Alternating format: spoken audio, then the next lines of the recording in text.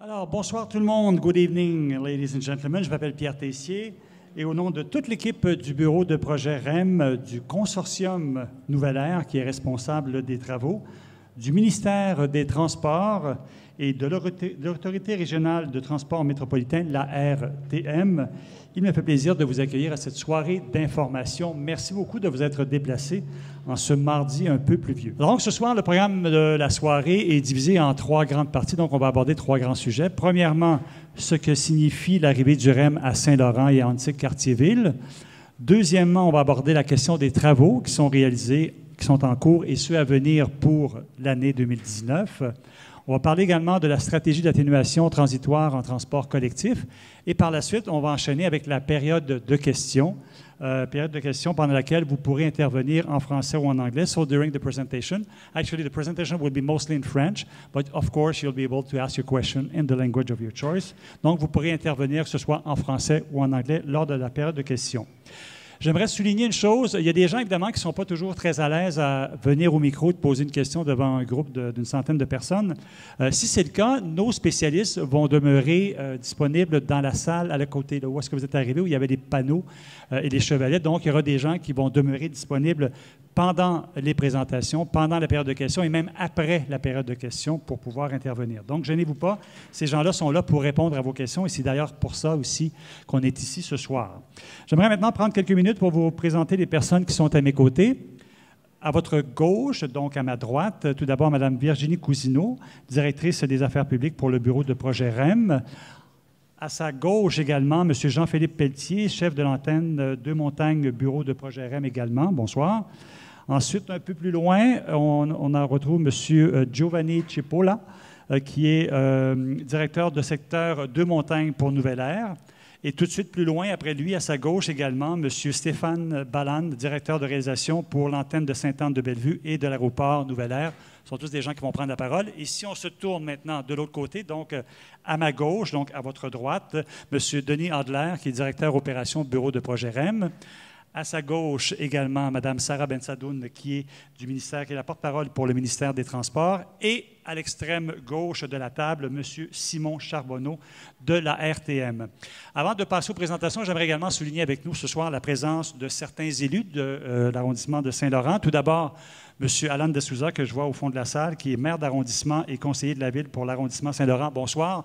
Merci d'être avec nous. C'est très gentil, bien apprécié. M. Francesco Miele, conseiller de la ville et membre du conseil d'administration de la Société de transport de Montréal, qui est avec nous également. Bonsoir, il est là. Bien, merci, bonsoir. M. Aref Salem, conseiller du district Normand-McLaren, qui est avec nous également ce soir. Bonsoir, merci d'être là. Et enfin, M. Jacques Cohen, qui est conseiller pour Côte-de-Liesse, qui est avec nous. Bonsoir, merci messieurs d'être avec nous ce soir. Donc, sans plus tarder, j'invite également, j'aimerais souligner avant d'aller plus loin, qu'il y a des gens de Mobilité Montréal qui sont avec nous ce soir et seront également même disponibles après la période de questions de ce soir pour répondre également à vos questions sur une base un peu plus individuelle. Donc, passons maintenant aux présentations et j'invite pour ce faire Mme Virginie Cousineau, directrice des affaires publiques pour le bureau du projet REM, à nous faire une mise en contexte et expliquer un peu en quoi consiste l'arrivée du REM à Saint-Laurent. Mme Cousineau. Oui, merci. Merci, bonjour. Alors, c'est vraiment un immense plaisir de vous avoir ce soir. D'abord, on se tient à souligner, à vous transmettre nos meilleures pensées pour les personnes qui ont été affectées par les inondations. On a pris le temps de consulter vos autorités municipales pour nous assurer que c'était tout de même un bon moment de tenir cette rencontre-là ce soir, sachant que plusieurs personnes, même des membres de vos familles, peuvent être aux prises avec ces problèmes-là. Donc, nos pensées sont avec les sinistrés. Les autorités municipales nous ont tout de même encouragés à maintenir la séance d'information en raison du grand intérêt de la communauté pour le projet. Alors, nous voici. Ça nous fait extrêmement plaisir de vous voir en si grand nombre. On a d'ailleurs tenu la première porte ouverte du REM dans cette salle à Saint-Laurent en 2006. Alors, c'est un plaisir renouvelé d'y revenir. 2016, oui. Voilà. Alors, le REM sur le territoire de Saint-Laurent et d'Annecy-Cartierville. Donc, petite mise en contexte sur le réseau express métropolitain et son origine. En 2015, il y a eu une entente entre le gouvernement du Québec et la Caisse de dépôt pour créer une nouvelle filiale, CDPQ Infra, dont le mandat est de réaliser des projets d'infrastructure publique que le gouvernement lui demande de regarder. Donc, dès 2015, le gouvernement a demandé à CDPQ Infra de regarder 2 projets de transport collectif qui étaient à l'étude depuis plusieurs décennies par l'Agence métropolitaine de transport, pour ceux qui se souviennent de l'ancienne entité. Donc, ces 2 projets-là, c'était évidemment la desserte de la Rive-Sud dans l'axe de l'autoroute 10, traversant le pont Champlain, accédant au centre-ville de Montréal, et l'amélioration du transport collectif dans l'ouest de l'île. On sait qu'il y a des besoins criants d'amélioration du transport, incluant la fameuse desserte de l'aéroport, également largement attendue. Donc, dès 2015, on a eu l'opportunité de récupérer toutes les études qui avaient été réalisées par l'AMT depuis des 20, même 30 ans. C'était des projets, en fait, qui étaient vraiment regardés depuis plusieurs années. On a un téléphone qui sonne. Merci. Il y a un téléphone qu'on n'a pas fermé. Oui, c'est ça. En fait, ces projets-là, même historiquement, ont toujours été étudiés de manière séparée, isolée. Et ce qu'on a fait en récupérant l'ensemble de ces études-là, c'est qu'on a complètement changé la façon de regarder ces projets-là et on a décidé de créer un seul projet, un seul réseau. Et c'est ce qu'on a proposé en avril 2016, donc le projet du réseau Express métropolitain.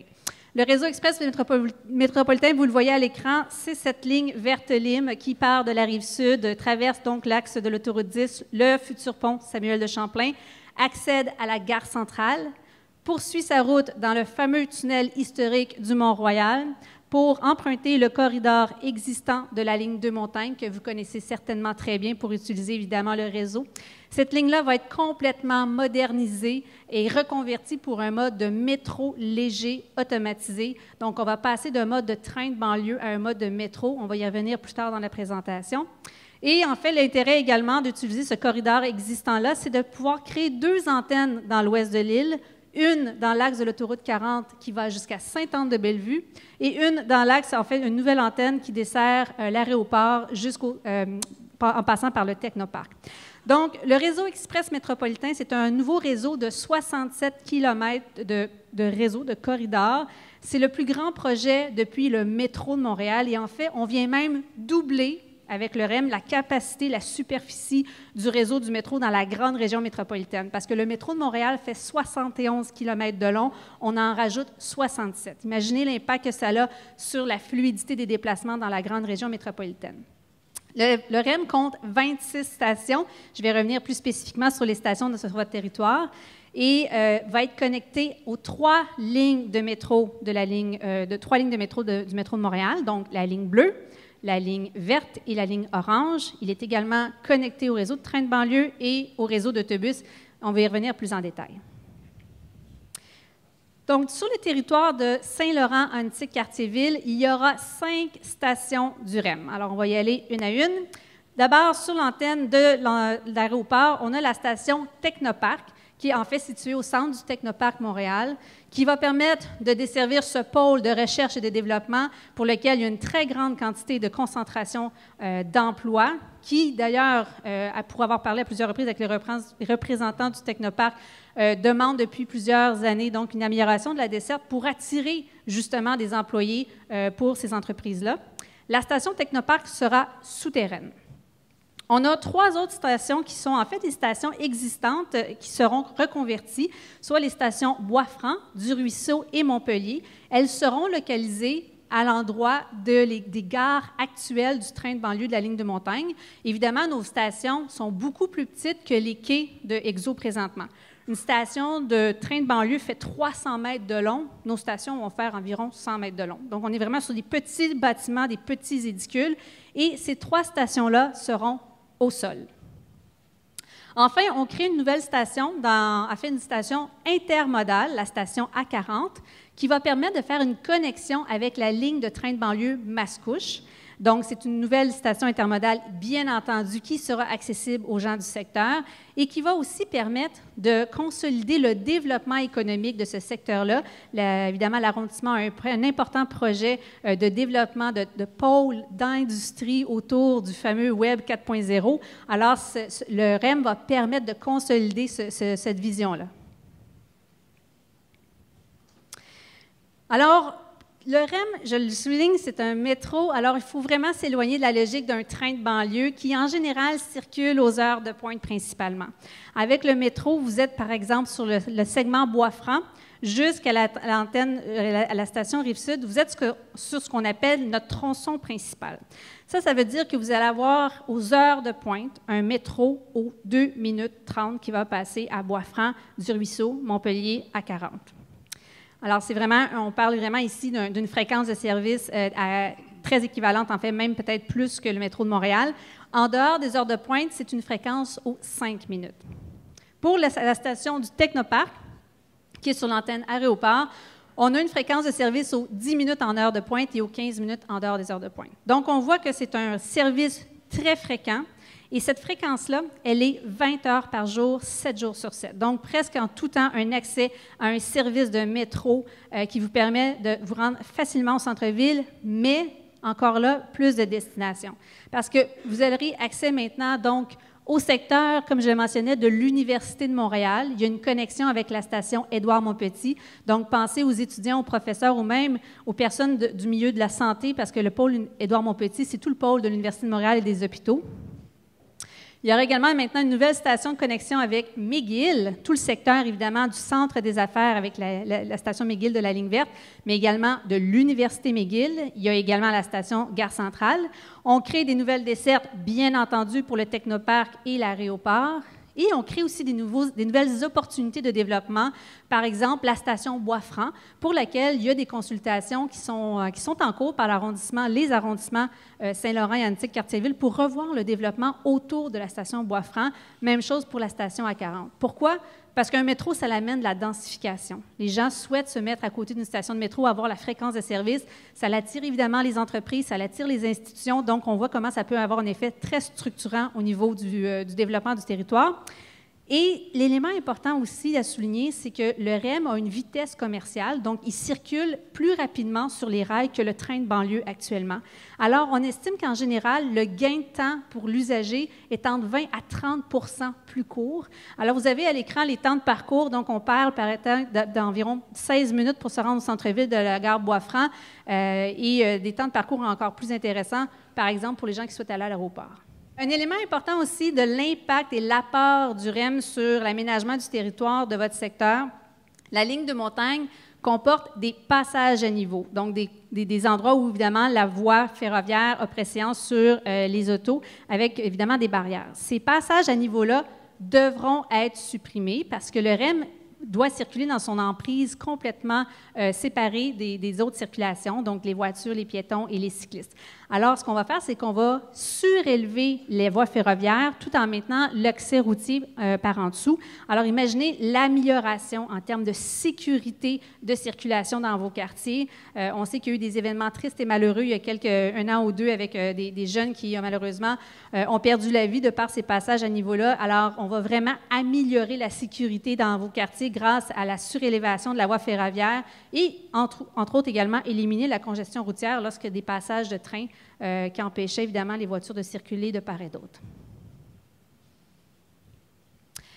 Un mot important aussi qu'on souhaite souligner, c'est l'apport du projet du réseau express métropolitain sur le développement durable de manière générale. D'abord, c'est un réseau de transport collectif qui va rouler 20 heures par jour sur un mode 100% électrique, presque zéro émission de carbone, et qui va amener une utilisation accrue du transport, un achalandage accru, parce qu'on a plus d'heures de service. Donc, plus on offre du service, plus les gens vont l'utiliser.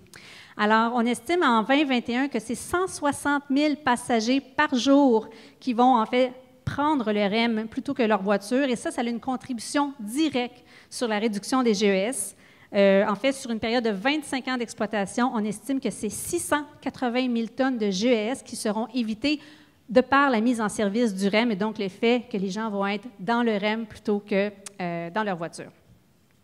On cherche également à créer des milieux de vie. On va y revenir plus tard. Donc, même l'accès au niveau des stations a été pensé pour créer des milieux de vie conviviales, réduire la pollution atmosphérique liée au passage des voitures, la pollution visuelle également, la pollution atmosphérique visuelle et sonore. Donc, on cherche vraiment à créer autour de nos stations des places publiques, des milieux de vie, que ce soit 100% intégrés dans vos quartiers.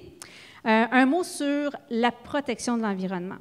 Dès la conception du projet, on a eu une préoccupation très importante sur la préservation des milieux humides. Et, évidemment, il y a des secteurs très importants dans l'ouest de l'île. Alors, on a pris des gestes concrets pour préserver ces milieux humides-là. Je pense notamment au technoparc, où on a modifié le profil du tracé qui rentre, évidemment, en tunnel, sous les pistes de l'aéroport, pour complètement éviter le secteur des milieux humides du parc nature des sources. Donc, on a complètement devancé, dans le fond, l'entrée du tunnel pour éviter ces milieux-là. Et même dans notre décret environnemental, on a une condition qui fait qu'en tout temps, des techniques de construction vont être 100% étanches, comme on dit dans notre jargon, donc vont aucunement avoir un impact sur les milieux humides pendant la construction. Toujours sur le volet de l'environnement, nous avons pris un engagement volontaire de compenser les GES qui seront émis en phase de construction. Alors, on a pris une entente avec le Jour de la Terre pour que 250 000 arbres soient plantés sur l'ensemble de la grande région métropolitaine. Il y a déjà 100 000 arbres qui ont été plantés et on a encore 150 000 arbres à planter. Et on travaille étroitement avec les services municipaux de tous les arrondissements, de toutes les villes liées pour trouver des lieux de plantation dans vos quartiers et évidemment ajouter au verdissement. En fait, toujours sur le volet de la contribution au développement durable, on a également pris l'engagement d'aménager 2 passages fauniques sous la voie ferroviaire qui vont permettre le passage de la faune. Donc, dans le secteur du ruisseau Bertrand et du ruisseau Brook, il y aura des passages pour permettre donc la faune de traverser de part et d'autre de la voie ferrée. Alors, avant de parler des travaux, on va vous expliquer ce qu'on va construire. Donc, d'abord, les stations du REM. Dès le début du projet, l'hypothèse fondamentale que l'on a prise, c'est qu'on souhaite que le REM soit accessible par différents moyens que l'auto-solo. On construit un projet pour les 100 prochaines années. Alors, pour nous, c'est clair qu'il y a une capacité limitée à augmenter, en fait, le nombre de passages de voitures. On connaît tout l'impact que cela a et le cri du cœur que notre génération, des jeunes nous ont fait il y a quelques semaines déjà. Alors, dans le fond, dans cette hypothèse-là, on a pris la position de ne pas augmenter sur l'antenne de Deux-Montagnes le nombre de places de stationnement existants. Donc, par exemple, dans votre secteur, il y a 2 stationnements incitatifs, Bois-Franc et du Ruisseau, qui comptabilisent 1800 places de stationnement à peu près. À l'ouverture du REM, il y aura environ 1800 places de stationnement à ces stations-là. Ce qu'on souhaite surtout, c'est très important, c'est d'alimenter le REM avec plus de services autobus, plus de rabattements, plus de fréquences autobus qui vont vous amener aux stations du REM. Et pour faire ça, on travaille depuis 2016 avec la Société de transport de Montréal pour qu'elle puisse complètement revoir son réseau d'autobus. Elle est d'ailleurs, la STM, en consultation publique ces temps-ci, justement pour la refonte complète de son réseau. Alors, l'objectif, c'est que vous ayez des autobus très fréquemment dans vos quartiers qui vont vous permettre d'amener rapidement une station directement, en fait, le plus directement possible à une station du REM, comme on voit d'ailleurs un peu sur le métro de Montréal, où principalement les gens y accèdent soit à pied, à vélo ou en autobus. On a également le souci, dès le départ, de favoriser la mobilité active. Donc, on a travaillé avec Vélo Québec et Bixi pour que l'ensemble des besoins d'accès vélo aux stations du REM soient réfléchis dès le départ. Donc, avec Vélo Québec, par exemple, on a validé la demande en support à vélo à chacune de nos stations. Bixi est en train de déployer, d'ailleurs, on a eu des annonces récentes, des stations de Bixi sur, en fait, le territoire de l'arrondissement Saint-Laurent et justement déploie son offre de stations de vélo en libre-service plus rapidement parce que le REM s'en vient. On a également des ententes avec Car2Go et Communauto parce qu'on souhaite que les gens aient ces options-là de l'autopartage pour accéder à une station du REM ou, à partir d'une station du REM, prendre une autopartage pour se rendre à sa dernière destination. Et finalement, on travaille avec des partenaires comme Netlif également pour favoriser le covoiturage. Donc, on a tous les partenaires de la mobilité, incluant la RTM, la STM, EXO, sur la rive sud, le RTL, sur la rive nord, la STL. C'est beaucoup d'acronymes, mais ce que je veux vous dire, c'est qu'il y a beaucoup de partenaires de la mobilité qui travaillent ensemble pour que le REM ait, dès l'ouverture, toute une panoplie de services alternatifs à prendre la voiture, en fait, à l'autosolo, ce qui fait que vous allez trouver ça plus intéressant et rapide de prendre ces services-là plutôt que votre voiture pour accéder au REM. Quelques mots sur l'architecture de nos stations. Vous avez pu voir du côté de la porte ouverte, on a des rendus architecturaux pour 2 stations du REM, la station du Ruisseau et la station Technoparc. Alors, on va y revenir dans quelques instants. On va bientôt avoir ces rendus-là pour les autres stations. Elles sont en cours de développement, alors on va revenir vous communiquer le tout plus tard dans l'année quand ça sera finalisé. Toutefois, ce qu'on peut vous dire, c'est que toutes nos stations ont des lignes communes au niveau des principes architecturaux. D'abord, l'une de ces principes-là, c'est la notion d'avoir des lignes dans le traitement de nos bâtiments, des lignes verticales et horizontales pour refléter l'effet d'un mouvement. Le REM, c'est un réseau de métro rapide, fiable, fluide, et nos architectes ont choisi donc de représenter cet élément de mouvement-là dans le traitement de la façade des édicules. Nos édicules de métro auront également énormément de verre dans la façade. Le verre, ça fait entrer l'éclairage naturel, mais ça favorise aussi le sentiment de sécurité, de vue et être vu. Donc, toutes nos stations sont faites de verre et très éclairées. Vous allez voir des rendus de l'intérieur. Et enfin, un élément distinctif à toutes nos stations, c'est l'utilisation du bois, matériau noble au Québec, qui évidemment amène une touche de chaleur. Donc, tous les toits des stations du REM sont faits de bois. Alors ici, on a un rendu architectural de la station du Ruisseau vu de l'extérieur.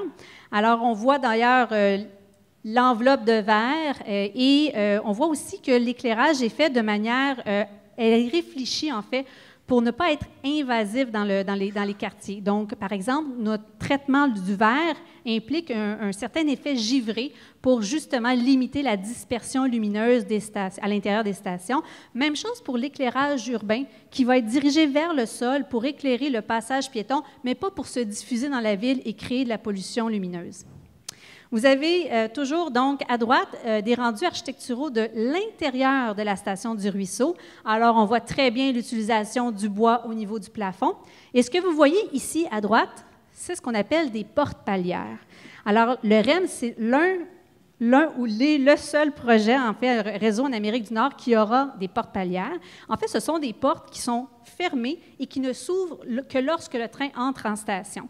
Alors, ça amène un élément dans la fiabilité, la sécurité du réseau très importante parce que, dans le fond, les gens ne peuvent pas accéder à la voie quand le REM n'est pas là. Les portes sont fermées. Et on sait que dans le cas du métro de Montréal, c'est une des sources fréquentes des interruptions de service parce que les gens échappent des choses sur la voie, vont aller les chercher et la STM est obligée d'interrompre le service pendant ces moments-là. Toujours au niveau de la conception de nos stations, et ça, je le répète, c'est pour les 26 stations du REM, l'accessibilité universelle. Donc, toutes nos stations, tous nos équipements seront accessibles universellement. Il y aura des ascenseurs, il y aura des escaliers mécaniques. Donc, une accessibilité universelle pour les gens à mobilité réduite ou les familles avec des poussettes ou les gens avec des bagages. Donc, l'ensemble du réseau sera conçu pour une accessibilité universelle. Vous avez ici un rendu de la station Technoparc vu de l'extérieur. Ce qu'on souhaitait refléter ici, d'abord, c'est les aménagements paysagers à l'extérieur de la station. Donc, il y a toute une stratégie végétale qui a été réfléchie par nos architectes pour créer des îlots de biodiversité autour des stations, que ce soit par l'installation de grilles d'arbres, la plantation d'arbustes ou de vivaces. Alors, on cherche vraiment à créer des milieux de vie agréables même autour des stations. Les stations auront toute une place publique vers laquelle, dans le fond, le cheminement piéton va se diriger avec un point focal et sécuritaire. Et on a même réfléchi au mobilier urbain que vous voyez ici, qui reprend les éléments du bois et des lignes dont j'ai parlé plus tôt. Et vous avez juste à côté l'intérieur de la station Technoparc. On voit encore le bois au plafond. Et ce qui est important de rappeler, c'est que les stations du REM, ce sont des édicules fermés, tempérés et ventilés. Donc, les gens, présentement, attendent le train de banlieue à l'extérieur, sur des quais à air ouverte. Donc, dans le REM, ces petits bâtiments d'environ 100 mètres dont je vous parlais, ils vont être fermés, tempérés, ventilés, donc un maximum de confort lorsque vous aurez à attendre le train. Et on s'entend qu'aux 2 minutes 30, vous ne l'attendrez pas longtemps. Enfin, il y a du Wi-Fi sur l'ensemble du réseau, on l'a déjà souligné. Alors, pour terminer, avant de parler des travaux, on voulait vous montrer évidemment ce rendu 3D de nos fameuses voitures, de nos voitures. C'est pour vous illustrer à quel point on n'est pas du tout dans un mode de train de banlieue. Donc, on est sur des voitures de métro plus étroites, plus légères, automatisées. On voit ici les portes palières qui se sont ouvertes. C'est un système automatisé, donc au bout de chacune des rames, il n'y a pas de cabine de conducteur. Il y a du préposé en tout temps pour la sécurité et information passagers, mais les bouts des voitures sont complètement vitrés. On a d'ailleurs les baies les plus panoramiques possibles pour vous permettre d'apprécier votre passage, votre expérience dans une voiture du REM. Vous allez pouvoir circuler au sein de la rame très facilement. On est dans une conception de type BOA, comme dans les métros à Azur. Évidemment, les voitures sont climatisées l'été, chauffées l'hiver et évidemment ont l'accessibilité universelle, comme je le parlais. Donc, on voit ici toute la qualité, la différence du réseau des voitures que nous allons déployer sur l'ensemble des 67 km. Sur ce, je vais passer la parole à M. Pelletier qui va vous présenter les travaux. Merci.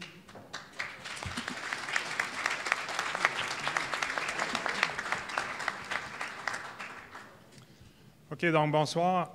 Avant de laisser la parole à Nouvelle-Ère, qui vont vraiment rentrer dans le détail des travaux qui vont avoir lieu dans les prochains mois, on voulait prendre le temps de vous expliquer un peu la structure du projet, comment elle est conceptualisée au niveau des travaux. Vous expliquer aussi la séquence de livraison du REM. Il y a des gens qui nous posaient plusieurs questions tantôt en porte ouverte à savoir pourquoi on fait ça de cette façon-là. Donc, on va prendre quelques instants pour revoir ça, puis après, je laisse la parole à mes collègues de Nouvelle-Ère pour vraiment rentrer dans le détail des travaux qui vont avoir lieu là, dans les prochains mois. C'est comme ça que ça marche? Oui, OK, parfait.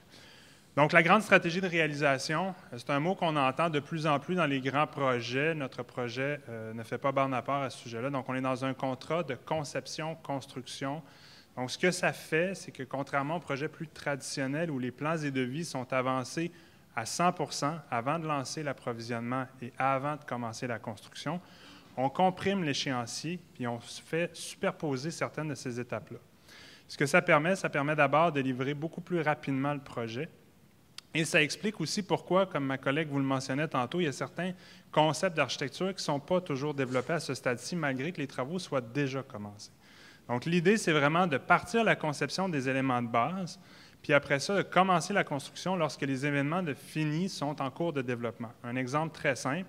Donc, on prend une station. La première chose qu'il faut faire, c'est définir les volumes en fonction des besoins qu'on en a. Une fois qu'on connaît la grosseur du bâtiment, bien, on est capable de faire la conception des fondations puis de commencer à creuser, commencer à piloter la fondation, alors que les finis architecturaux ne sont peut-être même pas encore choisis. Mais ce que ça fait, vous comprendrez, c'est qu'on vient d'écraser puis de comprimer l'échéancier et de réduire de façon significative la durée des travaux. Ça explique, comme je vous le répète, pourquoi on n'a pas réponse nécessairement à toutes les questions ce soir, sur des questions des fois peut-être plus pointues, mais qu'on va être en mesure de vous revenir dans les prochaines semaines, dans les prochains mois, avec les questions et le détail qui va avec. Au niveau de la séquence des travaux que je vais vous présenter dans la diapositive suivante, on voulait prendre le temps de vous expliquer les principaux grands jalons qui sont requis avant de commencer à faire circuler le REM sur les premiers tronçons. Donc, le premier tronçon qui est mis en service, on le mentionnait tantôt, c'est le tronçon Rive-Sud, donc entre la gare terminale Rive-Sud et la gare centrale.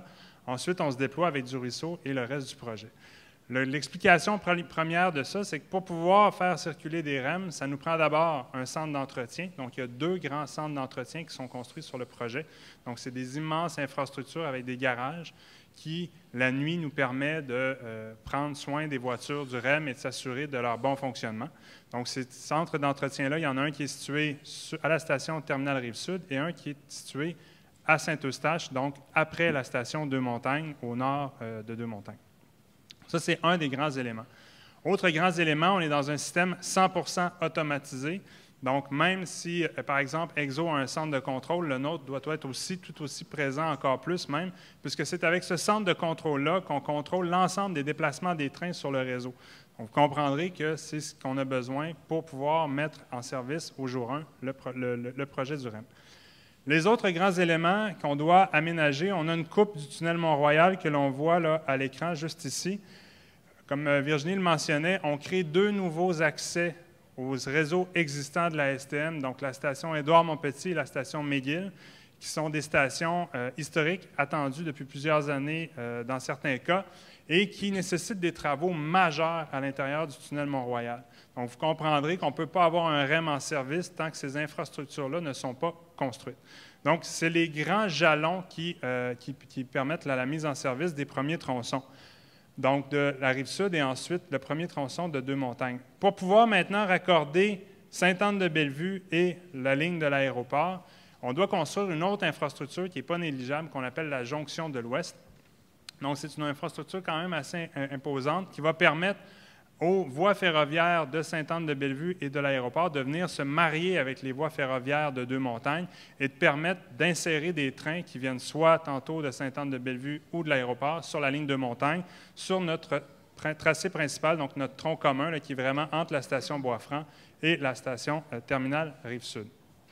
Donc, c'est un peu l'explication pourquoi on fonctionne par phase en fonction des grands travaux qu'on a à faire. Donc maintenant, si on parle là, des grandes phases en termes de date de réalisation pour l'antenne Deux-Montagnes, donc l'antenne, le premier tronçon qui est entre la gare centrale et du ruisseau, est actuellement en travaux pour certains secteurs, mais dès janvier 2020, il va y avoir une interruption de ce tronçon-là. Donc, il n'y aura plus de service de Deux-Montagnes entre du ruisseau et la gare centrale. Les trains d'Exo vont continuer à circuler entre Deux-Montagnes jusqu'à la station Bois-Franc, qui va devenir une station, et d'autres aussi, où on va pouvoir rediriger la clientèle. Il y a des explications qui s'en viennent là-dessus un peu plus tard sur les mesures qui sont mises en place. Donc, début 2020, on active encore plus et on intensifie les travaux de construction sur le tronçon qui est fermé pour une ouverture visée au début 2022. Donc, fin 2021 pour le tronçon Rive-Sud est en opération. 2022, on arrive avec le premier tronçon sur Deux-Montagnes. Entre-temps, à la mi-2021, le reste de la ligne Deux-Montagnes est mis hors service. Donc, il y a une certaine période où l'ensemble de la ligne va être mise hors service. Encore une fois, il y a des mesures de mitigation qui vont être expliquées, qui vont être mises en place. Et ça va nous permettre de pouvoir finaliser les travaux de la ligne et mettre en service l'ensemble du tronçon Deux-Montagnes du REM dès 2023. Donc, c'est la séquence des travaux. Je vais laisser maintenant la parole à Giovanni de Nouvelle-Ère qui va pouvoir vous expliquer les travaux qui s'en viennent dans les prochains mois pour votre secteur.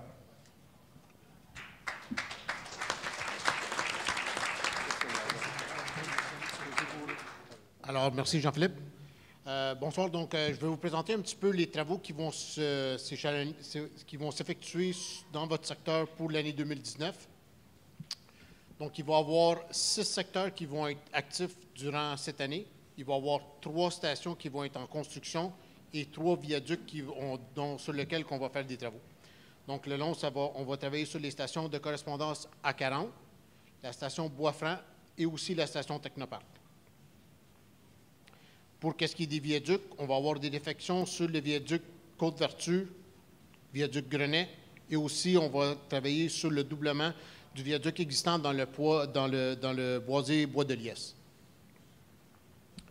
Donc, à la station A40, les travaux qui sont prévus pour cette année, c'est on commence à construire toute la partie de fin de ligne pour les trains de Mascouche. Donc, les futurs trains, lorsque le REM va être en service, les trains de Mascouche vont arrêter à la future station A40 et les gens ça va être possible aux gens de transférer du train de Exo au train du REM. Et par la suite, on va construire les 5 voies de garage où les trains de Exo vont se stationner durant le jour pour permettre le service de retour le soir. Aussi, cette année, on va commencer à construire toutes les fondations de la future station A40.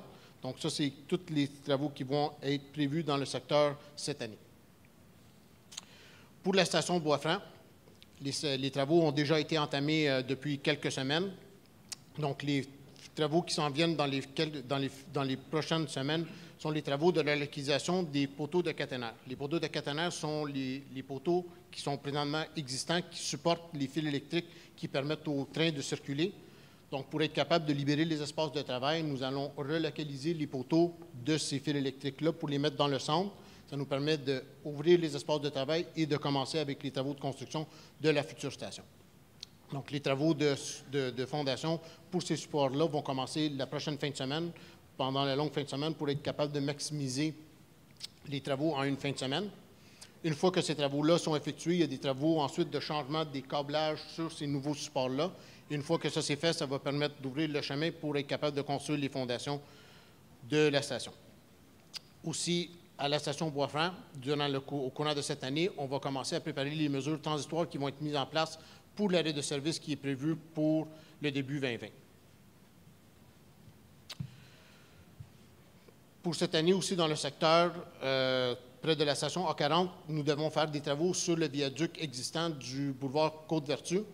cette structure-là est une structure qui est un petit peu plus âgée, puis en raison de la mise en place du REM sur cette structure-là, on doit faire une mise à niveau de la structure au niveau des efforts qu'elle est capable de supporter. Donc, il va y avoir des interventions qui vont se faire dès cette nuit. On commence à faire notre mise en chantier pour être capable de débuter les travaux dans les prochaines semaines. Donc, ça va durer, les travaux vont être prévus du mois de mai jusqu'au mois de novembre.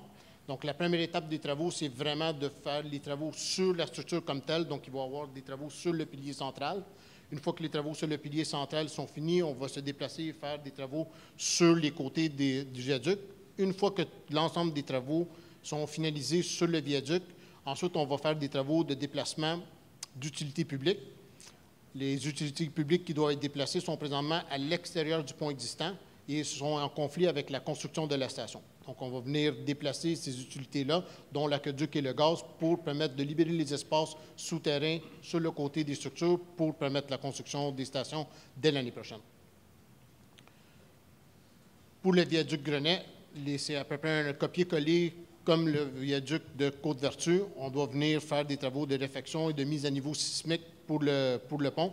Donc, on va commencer avec le pilier central du pont. Une fois que les travaux de réfection du béton et des renforts sont effectués dans le centre, ensuite, on va passer sur les côtés latéraux du pont. Ces travaux-là sont prévus du mois de mai de mai à août de cette année. Pour ce qui est des impacts sur la circulation, les deux vont avoir un certain impact sur la circulation en raison de la fermeture des voies, en raison de l'intervention qui est quand même assez importante à faire sur les deux viaducs. Pour le service du train, il n'est pas impacté par ces travaux présentement cette année.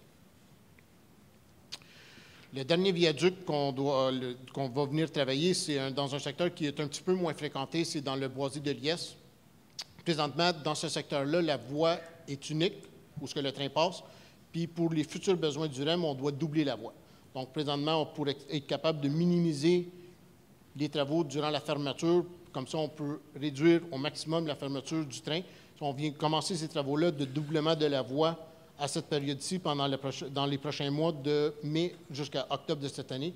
Ceci nous permet d'avoir cette structure-là prête déjà quand le service va être interrompu pour être capable de passer juste au doublement aux approches du pont.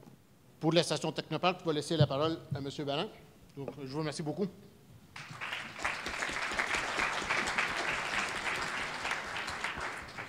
Bon, Giovanni, vous avez présenté les travaux qui vont avoir lieu sur l'antenne de montagne. C'est mon plaisir ce soir de vous présenter le tronçon de l'aéroport qui touche l'arrondissement Saint-Laurent. Surtout au niveau des travaux de la station Technoparc, qu'on a commencé à la fin de l'année passée, puis ça continue cette année en force. Fait qu'on parle premièrement dans l'ordre logique des choses, de la relocalisation des utilités publiques pour faire place au tunnel, au portail du tunnelier, puis à la tranchée couverte qui va abriter aussi là, la station Technoparc. On parle, comme je disais tout à l'heure, on fait la place. Fait que là, on a commencé la construction de la tranchée couverte. Pour ceux qui sont peut-être moins au courant, c'est quoi ça, une tranchée couverte? Là? Dans le fond, on fait une excavation, on construit l'infrastructure du REM, dont aussi la station Technoparc. Puis par après, on ferme, puis on recouvre le tout au lieu d'excaver. Fait que c'est ça, une tranchée couverte. Au bout de ce tranchée couverte-là, on prépare en même temps le portail du tunnelier. Le portail du tunnelier, dans le fond, c'est le puits de départ du tunnelier. Ça, c'est une des plusieurs fiertés et innovations qu'on apporte avec ce projet-là. On va utiliser, je pense pour la première fois au Québec, un TBM. En anglais, c'est un Tunneling Boring Machine, qu'on voit ici dans la photo à droite en bas. Ça, c'est un tunnelier, c'est un équipement qui est capable de driller, de forer un tunnel dans des sols, dans le roc en même temps aussi, puis qui en même temps il est capable de garder la pression, puis garder tout le tunnel scellé, qui n'a pas de fuite d'eau, rien. Fait qu'il construit en même temps aussi le recouvrement du tunnel pendant qu'il fore. Fait que c'est vraiment, il fait plusieurs activités en même temps. On voit la photo à côté du tunnelier qui présente un exemple qu'est-ce que ça va avoir l'air, le recouvrement du tunnelier à la fin. Pourquoi tout ça? C'est dans le but de protéger l'environnement. On a un milieu humide qui est très particulier au secteur Technopark, dont le portail est situé au nord de ce milieu humide-là, qui va être protégé en tout temps. Les travaux ils se font de façon souterraine, complètement isolée. Puis la tranchée couverte qu'on fait, c'est des méthodes de construction qu'on a pensées pendant la conception. Puis ça, c'est mettons, le bénéfice, un des avantages de la stratégie que nous avons choisie, de concevoir tout en gardant les méthodes de construction en même temps. Puis les méthodes de construction, on a toujours gardé en l'esprit l'impact sur l'environnement, l'impact sur le milieu, puis essayer de minimiser le tout. Fait que pour la mobilisation du tunnelier, on regarde pour cet été, au début de l'été, il va y avoir les travaux d'installation de cet équipement-là pour commencer les travaux de forage au début de l'automne. Au niveau des impacts, je viens déjà de mentionner une chose très importante. Pendant la conception, on a pris tout ça en considération, parce que la conception était faite en même temps que les méthodes de travail, puis les méthodes de travail étaient adaptées afin de limiter les impacts au niveau de l'environnement, au niveau de la circulation, au niveau des citoyens. Puis ici, je parle du trafic, je parle de la poussière, je parle du bruit, je parle de la vibration. Fait que, en plus de tout ça, pour bonifier tout ça, une fois rendu en chantier, on a une autre panoplie des méthodes de mitigation, comme des écrans anti-bruit. Vous allez les voir un petit peu partout à Technopark, les gens qui sont dans le secteur, je pense qu'ils les ont déjà remarqués. Il y a des méthodes d'abat de poussière. On a plusieurs stations de mesures environnementales, puis on a des équipes qui suivent les équipes de réalisation de construction, on a des équipes d'environnement qui suivent puis qui donnent du support afin de s'assurer qu'on limite au maximum les impacts. On parlait tout à l'heure du trafic, c'est du trafic, mettons, routier ou ferroviaire. C'est sûr qu'il va y avoir des entraves, c'est la construction, mais comme j'avais déjà dit, ça a été tout limité au maximum. Et il y a quand même un réseau transitoire d'atténuation pendant la période de construction. Il y a des plans de gestion de circulation qui sont faits à l'avance, qui sont étudiés, puis sont mis en place avec les autorités compétentes. Puis on utilise toujours une signalisation adaptée afin de limiter les impacts. Au niveau de l'environnement, on regarde toujours pour faire la place à la construction. C'est sûr qu'il faut couper des arbres, sauf qu'on a des plans de reboisement qui sont pris en considération. Il y a un inventaire qui a été fait avant de procéder par des ingénieurs forestiers, avant de procéder à la déforestation, afin de s'assurer s'il y avait besoin de relocalisation des espèces à statut particulier, puis aussi de préparer comme il faut les plans de plantation des 250 000 arbres à la fin du projet. OK. Fait que là, je vais laisser la place à notre collègue pour parler de la stratégie.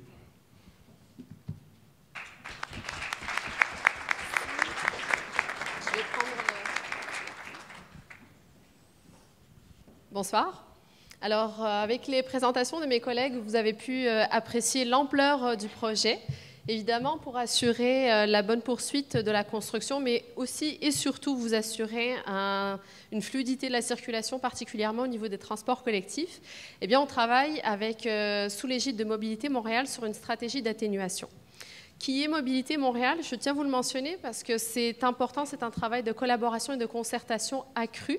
Donc, il y a les spécialistes, évidemment, en transport collectif. Donc, nous avons la Société de transport de Laval, la Société de transport de Montréal, le réseau de transport de Longueuil. Nous avons EXO, qui s'occupe notamment des trains de banlieue. Il y a l'Autorité régionale de transport métropolitain. Et puis, du côté routier, il y a le ministère des Transports. Donc, ça fait maintenant près de 18 mois qu'on travaille sur une stratégie d'atténuation qui va venir minimiser au maximum l'impact sur votre trajet, particulièrement pour le centre-ville de Montréal. Donc, lors des travaux de planification de cette stratégie-là, on a dû faire face à 4 défis importants. Le premier, eh bien, c'est qu'il y a une diagonale qui est irremplaçable. Cette diagonale-là, eh bien, il se trouve que c'est le tunnel sous le Mont-Royal. À lui seul, il représente annuellement plus de 10 millions de déplacements. Donc, c'est sûr que c'est difficile de travailler sans cet axe-là qui est hautement stratégique. Le deuxième défi, eh bien, c'est le Mont-Royal en lui-même, qui est un obstacle qu'il va falloir contourner. Le troisième défi, eh bien, c'est la ligne orange du métro, donc particulièrement la branche Est, donc entre Montmorency et Berry, qui est à quasi-saturation, particulièrement pour les heures de pointe. Donc, il faut travailler également avec cet aspect-là pour trouver une solution qui va venir faciliter vos déplacements. Le quatrième défi, et non le moindre, eh bien, c'est la congestion routière qui est présente un peu partout sur les axes métropolitains, donc la 15, la 13, la 40, la 440, etc. Donc, pour pouvoir arriver à une stratégie d'atténuation qui soit fiable, qui soit mise en place assez rapidement, puisque les travaux vont commencer dans... En fait, l'impact sur votre trajet va commencer en janvier prochain. Donc, on a mis en place 5 chantiers. Donc, le premier, c'est sur le volet autoroutier, également au niveau du transport par autobus. Donc, on regarde ce qu'on peut faire en matière de mesures préférentielles par autobus, par exemple. Donc, ça soit sur les autoroutes, mais également sur le réseau municipal. Il y a également des groupes de travail avec les usagers qui peuvent être mis en place. Il y en a d'ailleurs un qui a eu lieu entre août et mars dernier, qui concernait principalement les usagers de la ligne de montagne. Donc plus tard, ce n'est pas exclu qu'il y en ait d'autres. Il y a également un bureau de projet, un bureau de pilotage pour Laval et la Couronne Nord qui a été mis sur pied pour pouvoir travailler avec particulièrement les municipalités de ce secteur-là, mais également les sociétés de transport, puisque l'impact pour les usagers, par exemple, de Montagne ou de Laval est assez important, notamment en matière de délai de déplacement. On travaille très étroitement aussi avec les administrations locales, donc vos municipalités, donc les villes, les arrondissements, parce que ce sont les organisations qui connaissent le mieux leur réseau. Donc on peut travailler avec eux et contourner également, par exemple, des chantiers routiers. Finalement, le 5e chantier, et non le moindre, eh bien, on travaille aussi avec des acteurs en transport collectif. Ces acteurs-là, eh bien, ça peut être par exemple des employeurs pour voir si on peut trouver des solutions pour faciliter la vie à vous tous. Donc, ça peut être des aménagements des horaires de travail, ça peut être de pouvoir travailler à partir de bureaux satellites au lieu du centre-ville de Montréal. Donc, à la suite de nos discussions et des différents chantiers, on en est arrivé à 4 grands piliers de notre réseau transitoire qui va être en place à partir de janvier prochain. Donc, tout d'abord, il va y avoir des navettes ferroviaires qui vont être mises en place. Donc, c'est bien des navettes sur de courts circuits et non pas de longs trajets comme vous avez actuellement avec le train de banlieue. Nous allons également bonifier le service existant d'autobus et on va rajouter des navettes additionnelles. On travaille à mettre en place des mesures préférentielles pour bus, donc aussi bien sur les autoroutes que sur le réseau municipal. Et puis, évidemment, on regarde aussi sur des mesures d'atténuation, donc des trajets sur la ligne orange, la ligne verte et la ligne bleue. Et quand je dis la ligne orange, c'est principalement la branche ouest, donc Côte-Vertu. Donc, sur cette première carte, vous avez en fait une première phase d'impact sur la ligne de Deux-Montagnes, donc à partir de janvier prochain et jusqu'à la mi-2021. Donc, il va y avoir un service réduit sur la ligne de train de Deux-Montagnes. Donc, il va y avoir du service entre Deux-Montagnes jusqu'à Bois-Franc. Après Bois-Franc jusqu'au centre-ville, il n'y aura plus de service en tant que tel. Donc, il va y avoir une navette qui va être mise en place. Cette navette-là va partir du terminus Bois-Franc sur une voie réservée vers le métro Côte-Vertu.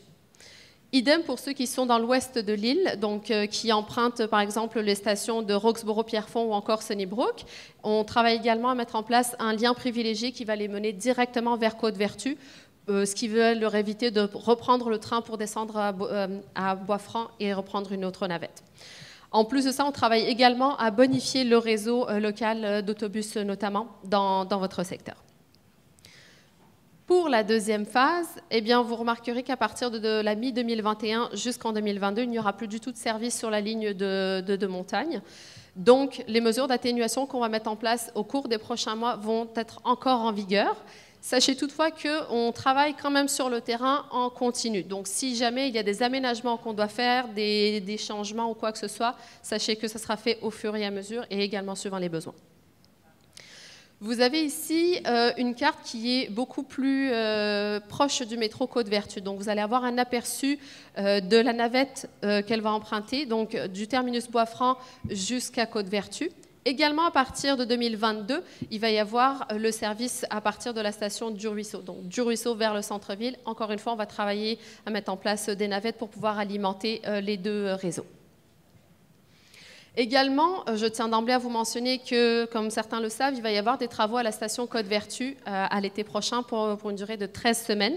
Donc, on travaille avec la STM pour trouver une solution pour ramener les navettes vers d'autres stations.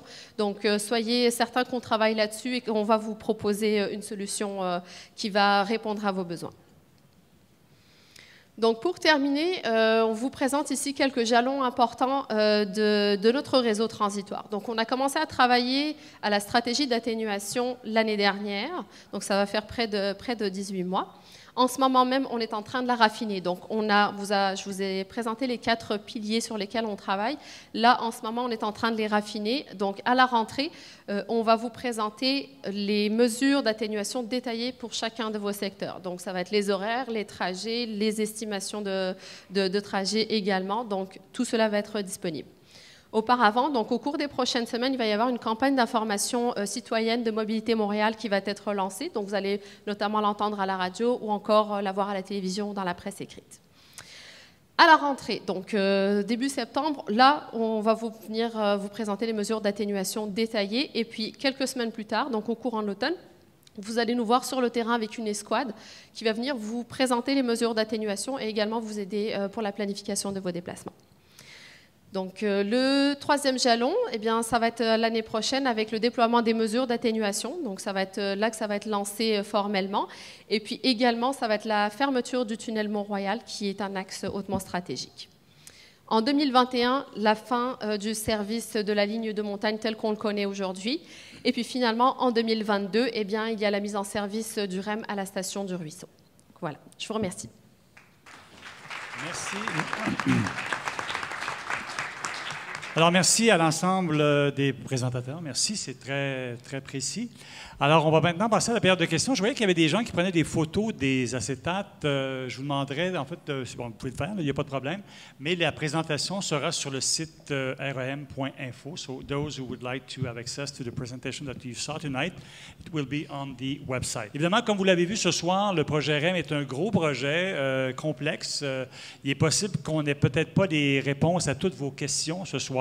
Ce n'est pas arrivé souvent, je peux vous dire, parce que les présentateurs qui sont ce soir avec nous ce soir sont très solides, connaissent très bien le projet, mais il est possible qu'on n'ait pas les réponses à toutes vos questions. Si c'est le cas, on vous demanderait, s'il vous plaît, de bien vouloir remplir un formulaire qui est disponible à l'entrée pour pouvoir mettre votre question, puis on va s'assurer de répondre à vos questions sur une base individuelle. So as you can see, the REM project is a very complex one. We may not have all the answers tonight to your questions. If that's the case, we invite you to fill one of the forms that is available at the entrance, and we'll make sure to answer your question on a much more personal basis.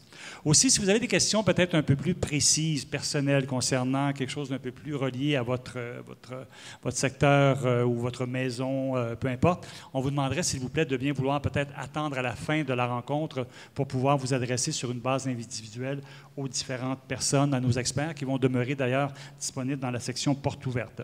Donc, on va maintenant commencer la période de questions, mais avant ça, j'inviterai les gens à bien vouloir se nommer, en fait, dire leur nom lorsqu'ils vont présenter un micro. Ce sera pas long, monsieur, on va vous entendre. Donc, à vous nommer lorsque vous allez présenter votre question. As I mentioned before, you can either ask your question in French or in English.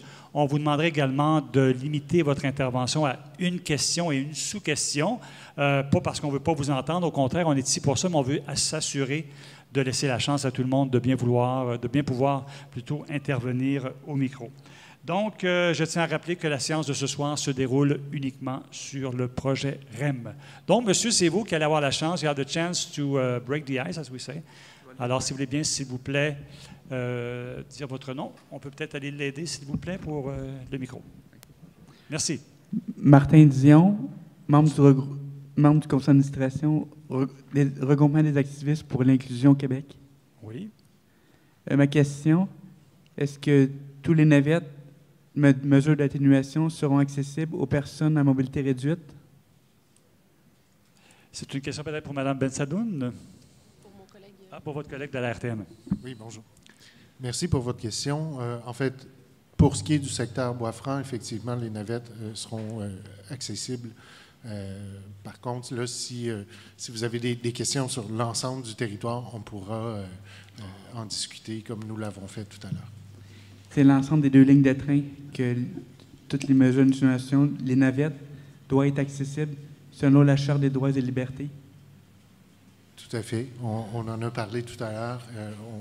On entend très bien ce que vous dites. C'est une priorité, l'accessibilité universelle pour la RTM et l'ensemble des partenaires là, sur l'ensemble du réseau, pas seulement par rapport au REM ou aux mesures d'atténuation, mais sur l'ensemble du réseau. Que ce soit temporaire ou permanent, ça doit être accessible. C'est ça. Merci beaucoup. Merci. Parfait. Merci pour votre question. Et bonne fête de soirée. On l'a bien pris en note. Merci beaucoup. Bonsoir. Bonsoir, je m'appelle Vincent. Vincent, votre nom de famille, monsieur? Zalzal. Zalzal. Donc, c'est une question. Premièrement, merci beaucoup pour la présentation. C'est un projet qui est vraiment excitant. Je dois dire, j'ai très hâte de voir ça une fois réalisé. Et aussi, je tiens à féliciter pour l'initiative de compenser les GES pendant la construction. C'est vraiment, ça mérite de le souligner. Merci. Sinon, j'avais une question sur le fonctionnement purement du système. Dans le fond, je vois qu'il y a 4 branches, finalement, qu'il va y avoir. Il y a le tronçon principal et ensuite, il y a les 3 autres branches. Donc, si je comprends bien, quand on part du tronçon principal, je suppose que on va savoir à l'avance, certains wagons vont prendre chacune des 3 branches séparément, c'est ça? Donc, dans les 3 branches à l'ouest vont toutes se concentrer sur le tronçon principal? Oui. Voici la carte. D'accord. Monsieur Adler? Merci pour votre question. Pardon. Il faut imaginer ça comme un arbre avec 3 branches. Quand vous êtes à partir de Bois-Franc jusqu'à la rive sud, quelle que soit la station, tous les trains qui vont en direction du sud vont tous au terminal rive sud. Et tous les trains qui viennent de la rive sud, ça se passe en 4 étapes. Le premier qui part va à Deux-Montagnes. Le suivant va à Sainte-Anne-de-Bellevue. Le 3e retourne encore à Deux-Montagnes. Et le 4e va à l'aéroport. Et on recommence le cycle de 4.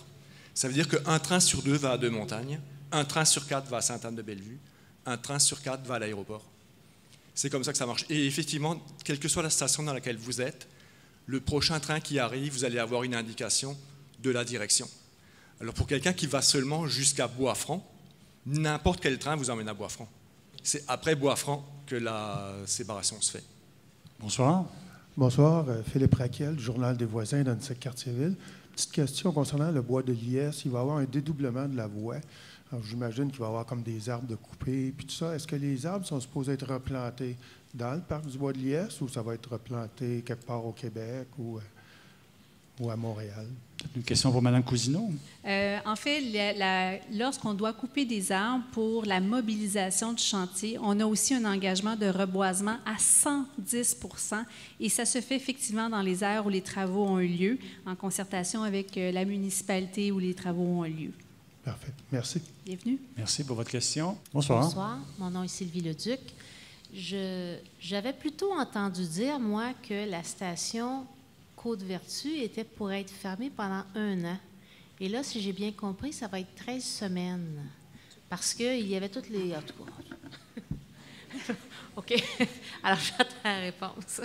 Alors, je peux vous répondre au nom des partenaires là, de la STM qui n'est pas ici, mais qui travaille de près avec nous pour les mesures d'atténuation. En fait, il y a des travaux qui sont nécessaires au niveau de Côte-Vertu. La STM a sélectionné la plage la moins occupée, donc la moins achalandée de l'année, donc ce sera l'été 2020. C'est une période qui devrait durer de 11 à 13 semaines. OK. Donc on ne parle pas d'1 an, on parle véritablement de 11 à 13 semaines pendant la période estivale, donc la période la moins achalandée. Et comme on disait tout à l'heure, ce qui est regardé, c'est d'utiliser les stations comme du collège, par exemple, le long de la ligne. OK, parfait. Merci beaucoup. Merci, Mme Leduc. Bonsoir, monsieur. Bonjour, Laurent Lavoie pour Métro Média. Je veux savoir combien d'avis d'expropriation allaient être distribués durant les travaux du REM. En fait, dans le secteur où on se trouve, il y a eu à peu près, et je pourrais revenir avec le détail, presque aucun avis d'expropriation. Toutes les propriétés, les lots qui sont requis pour la construction ont déjà été acquis. En fait, c'est déjà des choses qui sont faites. Il faut comprendre qu'on travaille dans l'emprise ferroviaire existante que la CDPQ Infra a achetée. Donc, on travaille dans une emprise qui était déjà dédiée au transport ferroviaire. Donc, presque aucune dans le secteur ici? On peut revenir avec le détail, mais très, très, très peu. Là. À ma connaissance, c'est zéro. Mais je vais quand même prendre le temps de vérifier avec les experts parce que, justement, on utilise une emprise ferroviaire existante. En fait, 85 même des emprises du REM sont dans des emprises existantes, ce qui limite énormément l'impact sur les expropriations, qui étaient quand même limitées pour l'ampleur d'un réseau comme le REM. Merci. J'aimerais peut-être rappeler aux médias qu'il y a notre porte-parole responsable des relations avec les médias qui est disponible pour répondre à vos questions. On préférait évidemment de loin que les questions soient posées par des citoyens ou des élus. Alors, simplement pour rappeler ça à nos amis les journalistes. Bonsoir, monsieur. Bonjour, mon nom est Pierre Drolet. Je suis un citoyen de Saint-Laurent. La question est la suivante. Pourquoi le viaduc Marcel-Lorrain ferroviaire, qui est juste à côté de nous ici, ne serait pas considéré pour être élargi, pour avoir une voie réservée aux autobus, parce que la congestion est massive, en tout cas sur Marcel-Lorrain, direction nord, ou direction sud le matin. Puis pour aider à la fluidité des autobus, pour se rendre à la nouvelle station, il va y avoir beaucoup de trains à prendre, bien, le stationnement est plein. Il faudrait que les autobus aient plus accès plus vite à aller amener du monde à cette station-là, il est parti. Puis ça, c'est un item. Puis le deuxième item, c'est pour sortir du stationnement du REM, que ce soit un auto à essence ou à électricité, ou en Bixi ou quelque chose, la sortie vers le sud est aussi congestionnée le matin que le soir. Parce que le nouveau quartier Bois-Franc, quand on étudie que ça va mettre la région plus dense, c'est déjà fait de l'autre côté. Côté sud d'Henri Bourassa. Donc, toutes les Bixi, toutes les automobiles qui vont sortir de cette région-là vont affecter l'accès. Puis, troisième commentaire. Là, OK, on va en prendre deux pour l'instant. Ouais, vous avez déjà dépassé votre quota. Oui, ben c'est la question suivante. Mais attendez, c'est juste parce qu'il y en a beaucoup dans ce que vous avez dit. Ça, c'est l'ensemble de la congestion, mais qu'est-ce que ça amène? Ça amène comme quoi que quand vous faites des choses d'évaluation parallèle, là, vous avez mentionné ça tantôt, est-ce que vous allez est-ce qu'il va y avoir des consultations publiques pour aider les gens à voir ces aspects-là, que ceux qui subissent la congestion puissent amener des idées à ceux qui vont décider? C'est juste ça. Il y a déjà de la congestion, c'est déjà rempli comme stationnement. C'est mon gros commentaire. Là. Parfait. Merci. Merci beaucoup pour vos commentaires.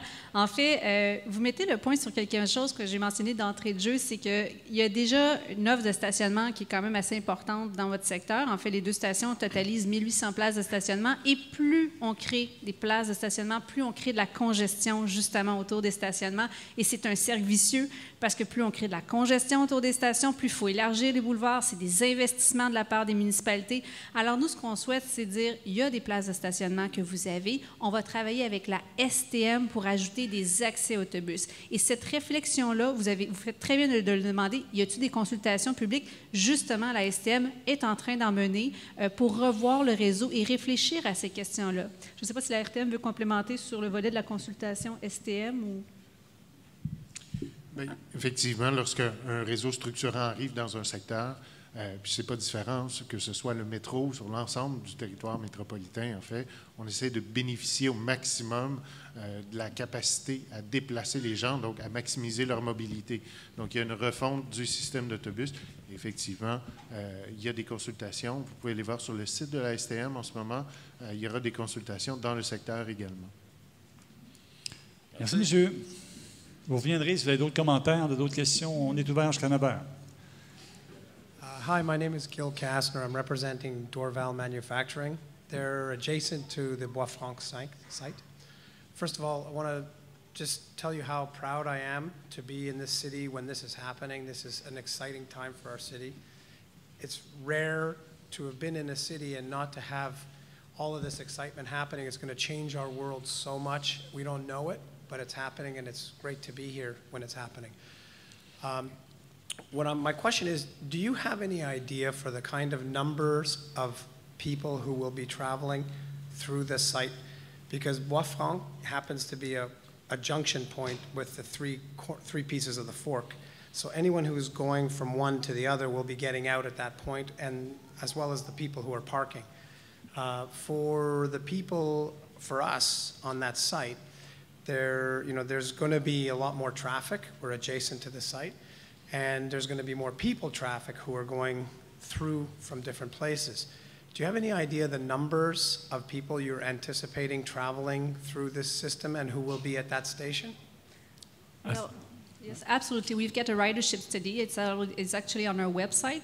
I don't have the specific number for the Bois Franc station, so that's something that we can share with you at the end of the meeting because, as I mentioned, it's on the website. All the access and the way the people will access to the station is actually something that is under study with all the partners of the mobility, and we need to have a fluid access around the station because if it's complicated, people won't come, and we want people to take the train, the REM. Yeah, because we have people who are going over our site and parking on our site right now to access the train now, presently, and we're very tight for space, so that's important to us. That's something we talked together during the pre-presentation. So again, I take your email address, and we're going to talk with you just to see what we can do. But it's very exciting. Thank you very much. Thank you for your comment and your question. Bonsoir, monsieur. Bonsoir, Nicolas Gallardeau du groupe Montclair et également résident du projet Bois Franc. En fait, il y a quelque chose que je me demandais le long de toute cette présentation-là, c'est est-ce qu'il y a eu des discussions ou est-ce qu'il y a eu des informations qui sont divulguées au niveau de la tarification? Est-ce qu'il y a différents barèmes de tarification? Comment est-ce que vous envisagez ça et comment est-ce que ça va être en fait appliqué? M. Charbonneau? En passant, je veux juste vous laisser savoir comme quoi que je le vois d'un œil très positif. C'est un game changer, comme on dit dans le jargon anglais. Là. Ça fait que non, c'est un très beau projet. Puis je pense que c'est quelque chose qui va vraiment révolutionner le transport en commun à Montréal. Donc, parfait. Merci. Pour répondre à votre question, la RTM est responsable maintenant de la planification, de l'organisation, de la tarification, de la promotion du transport collectif sur l'ensemble du territoire métropolitain. Et on est présentement en train de faire une refonte de la grille tarifaire sur l'ensemble du territoire. Donc, imaginez-vous que lorsqu'on est arrivé en place le 1er juin 2017, on avait 17 grilles tarifaires au-dessus de 700 titres. Donc, c'est complexe. Ça met des barrières à l'accessibilité des usagers de se retrouver dans tout ça. Donc, on est en train de simplifier tout ça. Pour répondre plus directement à votre question, le REM ne sera pas plus cher qu'un mode de transport équivalent comme le métro ou le train. Parfait. Merci beaucoup. Merci. Bonsoir, good evening. Bonjour, Nicolas Fayad, un citoyen de Saint-Laurent. La voie ferrée créait une barrière d'un bord et d'un autre. Votre projet est beaucoup plus beau, mais plus beau, c'est différent. Et c'est très bien, plus de passages à niveau, excellent. Mais est-ce qu'on peut penser aussi à avoir quelques passages piétonnés pour que les voisins d'un bord et d'un autre se communiquent plus? À Honsic viennent un peu plus à Saint-Laurent et Saint-Laurent va un peu plus à Honsic. Et même dans Saint-Laurent, il y a des secteurs enclavés à cause de la voie ferrée. Oui, merci pour votre question. En fait, exactement, l'exemple de la station A40 est une station qui va devenir, avec ses accès, va permettre la connexion entre la rue Stinson et des Lauriers, justement parce que la station va devenir une connexion ville-ville. Il y a des discussions sur comment faire ces aménagements-là dans les autres stations. Donc, c'est des discussions qui se font avec les autorités municipales. Est-ce que c'est par les stations? Est-ce que c'est par d'autres accès que la Ville veut créer? C'est des questions qui sont en discussion présentement, mais merci pour votre préoccupation qui est aussi partagée par les autorités. Oui, c'est surtout le secteur entre Côte-Vertu et Bois-Franc. C'est bâti des deux côtés, mais ça ne se communique pas, autre que par quelques passages à niveau. Peut-être juste aux fins de compréhension, pour s'assurer qu'on a tous la même compréhension. Lorsqu'on dit qu'on supprime un passage à niveau, c'est qu'on le remplace par une infrastructure, soit un pont étagé ferroviaire ou soit qu'on décaisse la rue. Mais ces liens-là demeurent, par contre, pour les piétons et les automobilistes, là, juste pour être sûr qu'on s'entend. Oui, on s'entend là-dessus, simplement. Alors, je comprends qu'il y en aurait plus. Il y aurait un souhait d'en avoir plus. Avoir plus piétonniers, parce que c'est sûr, on ne veut pas ajouter des nouveaux coûts, mais des coûts minimes. Parfait, merci. Bonsoir. Je vous félicite d'abord pour l'initiative de séance d'information parce que ça nous permet vraiment de poser nos questions, nos préoccupations. Pour nous, la famille, c'est surtout le fait que pendant la fermeture de la ligne de montagne, on est ici à Bois-Franc, mais on est sur la ligne d'autobus 170. J'imagine qu'il va y avoir une bonification de service de la ligne 170, ce qui est quand même important parce que ça nous amène directement en couverture. Est-ce que ça fait partie de solutions envisagées? Simplement, juste avant de répondre, mentionnez votre nom, s'il vous plaît. Ah oui, pardon. Mon nom est Wei Che Yen et je suis citoyen de Saint-Laurent. Parfait, merci. Oui. Bonjour, monsieur. Désolé. Bien, tout d'abord, dans le secteur, il y aura une navette dédiée entre la gare Bois-Franc et la station Côte-Vertu. Donc, c'est une navette qui ne fait aucun arrêt. Donc, pour les gens qui étaient habitués, par exemple, de se rendre à la gare, vous pourrez continuer de le faire, prendre cette navette-là directement à la station Côte-Vertu. Pour ce qui est des lignes existantes sur le territoire, là, autour de la gare Saint-Laurent, il y a 12 lignes qui partent du secteur et qui se rendent aux stations de métro. La STM est en train de regarder pour s'assurer que les lignes qui auront besoin de renforcement auront un renforcement. D'accord. Et on devrait avoir une annonce vers... L'annonce est prévue pour la rentrée de l'automne. Rentrée de l'automne, merci. Deuxième question, c'est plus technique. J'ai remarqué que dans les nouvelles stations, on va être en mesure de savoir à l'avance quelle porte est plus libre que les autres. C'est excellent comme idée, mais je me demande de quelle façon on va y arriver. J'imagine qu'il doit y avoir des détecteurs de quelque chose, là, mais est-ce que ça pourrait avoir un impact sur la santé des usagers? Excellente question. Le système, c'est un système de comptage. Comme vous en traversez tous les jours, de nombreux sans que vous le sachiez. Quand vous rentrez dans un magasin, il y a une cellule qui vous compte. Quand vous sortez du magasin, ça vous compte. Pour savoir qu'est-ce qui rentre, qu'est-ce qui sort. On va avoir les mêmes genres de cellules. C'est comme des caméras qui comptent on appelle ça les têtes de pipe, parce que c'est les individus qui rentrent, les individus qui sortent, à chaque porte. Donc on est capable en temps réel de savoir combien il y a de personnes derrière une porte, derrière l'autre porte, et ainsi de suite. Et donc de dire à la prochaine station, attention, à cette porte, c'est déjà plein. Il y a de la place à côté. Fait que le petit voyant en haut, au lieu d'être rouge, il va être vert ou il va être jaune. Ça permet aux gens qui attendent dans la station de dire « Hop, je suis devant une porte rouge, il y a des portes vertes, je vais aller vers la porte verte. » Donc, ce serait Mais il n'y a pas d'enjeu de santé publique, aucun enjeu. Merci beaucoup. Merci beaucoup. Bonsoir, monsieur. Ah. Monsieur, il y a une file d'attente qui est juste derrière madame. Merci. Rebonsoir. Donc, Vincent Zazal, citoyen de Ville-Saint-Laurent.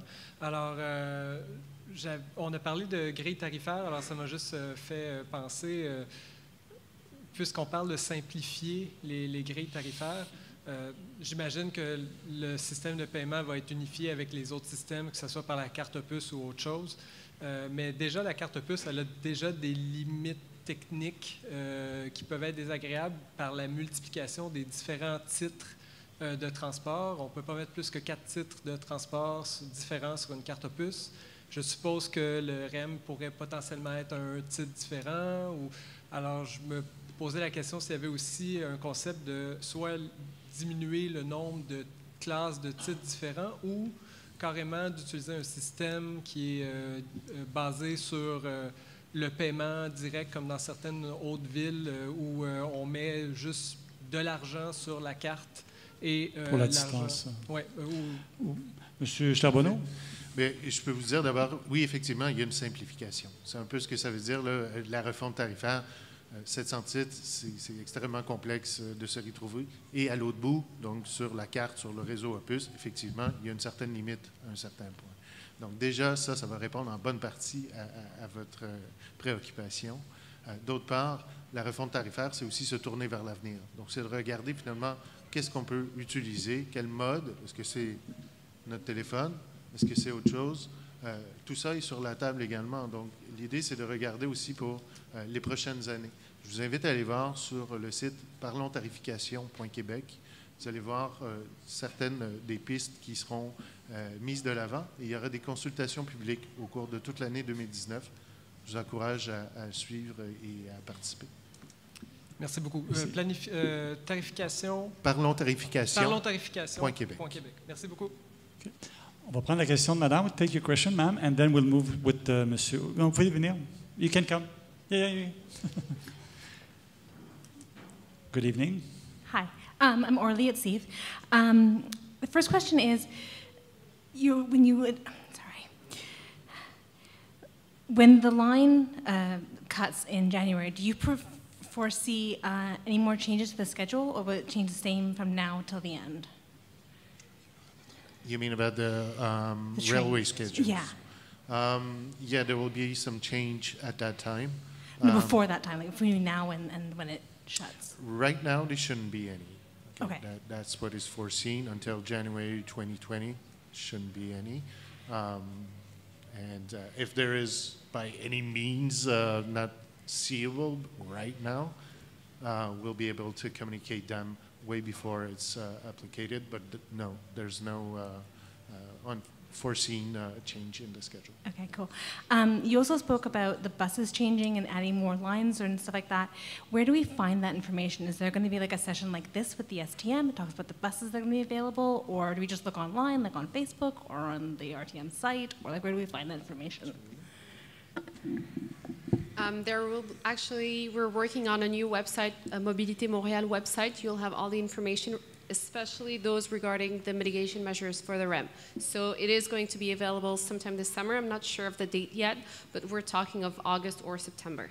Okay, where would I find that site? Like through this site? Or like right now, it actually currently already exists. It's Quebec 511, and then you have an option Mobilité Montréal, but there's going to be a new website, a new Mobilité Montréal website that will be in service this summer. Perfect, thank you. Thank you for your question. Monsieur, qui était, puis ensuite on va aller avec monsieur derrière. Bonsoir, good evening. Bonsoir, je m'appelle Koeman, je suis citoyen de Saint-Laurent et j'ai essentiellement deux remarques à vous donner pour encore améliorer le projet dont je serai voisin et qui sans doute ne sera pas facile lors de la construction, mais je suis très content que vous le faites. La première remarque concerne l'atténuation. Et je vous demande de, comme on dit en anglais, thinking outside of the box, reculer et ne pas tomber dans le piège de juste remplacer ce qu'il y a aujourd'hui. Ce qui est aujourd'hui peut être très déficient pour certains et ça serait peu utile de juste répliquer ça avec une autre solution. Je vais vous expliquer un peu, j'habite le secteur du Ruisseau. Quand la gare du Ruisseau ferme, il n'y aura plus personne qui va se rendre à la gare du Ruisseau. Alors, ça ne sert à rien d'avoir un autobus qui part de la gare du Ruisseau pour Côte-Vertu parce qu'il n'y a personne là. Par contre, les gens qui se rendent aujourd'hui à la gare du Ruisseau, eux, ils ont besoin de mesures remplaçantes à partir de là où ils sont. Et je ne suis pas certain que vous savez où sont les gens. Par exemple, il y a une grande population qui se sert de la gare du Ruisseau qui vient de quartier-ville. Eux, ils n'ont pas besoin de navette de la gare du Ruisseau jusqu'à Côte-Vertu. Ça serait mieux de les chercher où ils sont maintenant. La deuxième remarque, c'est pour le ministère qui est, dans un sens, le client du REM et qui nous représente, nous tous, je pense. On a vu lors de la conception du système qu'il y a eu il y a eu beaucoup de flexibilité. Bassin Peel, McGill, Édouard Montpetit, il y a plusieurs ajustements qui sont admirables. Et il y en a deux qui s'imposent à court terme et qui concernent Ville-Saint-Laurent, et il n'y a personne qui en parle. L'un, c'est le lien structurant entre Bois-Franc et Côte-Vertu. C'est 2 km de métro.